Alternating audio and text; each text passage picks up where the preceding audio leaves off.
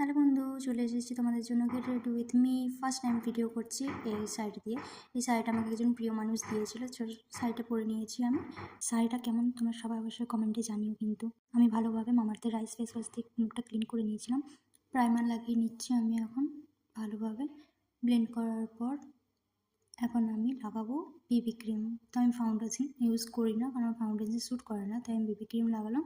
আর তারপর ব্লেন্ড করার পর লাগালাম আমার একটা ছোটো, আমি যেহেতু মেকআপে কাজ করি তো সেখানে আমার একটা স্টপ ক্রিম ছিল র্যাকোডের, সেটা আমি ভালোভাবে অ্যাপ্লাই করে নিলাম। তারপর ব্লেন্ড করার পর আমি লাগিয়ে নেব লিপস্টিক। তো আমি খুব কমই মেকআপ করেছি, যেহেতু আমার মুখে খুব একটা মেকআপ ভালো লাগে না, সবাই বলে, তার জন্য। তো আমি একটা ডার্ক কালারের লিপস্টিক লাগিয়ে নিলাম। মা সেখানে ট্রাই করছিল কোন কানেরটা আমার পরলে ভালো লাগবে। তো আমি ঝুমকো পরতে চাইছিলাম না, যাই হোক, তো আমি সেখানে লিপস্টিক লাগিয়ে নিলাম। তারপর আমি লাগিয়ে নেবো, এখন আমি লাগিয়ে নেবো হাইলাইটার। তো হাইলাইটারটা হালকা একটু বেশি লাগাতে চাইছিলাম না, যাই হোক। তো আমি হাইলাইটারটা ভালোভাবে ব্লেন্ড করে নেবো।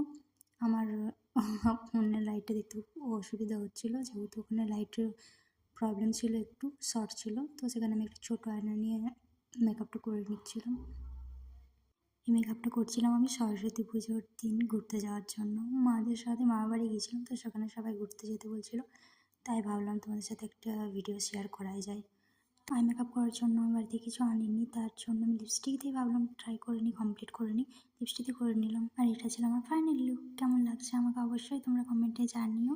দেখা হচ্ছে তোমাদের সাথে পরের ভিডিওতে। টাটা।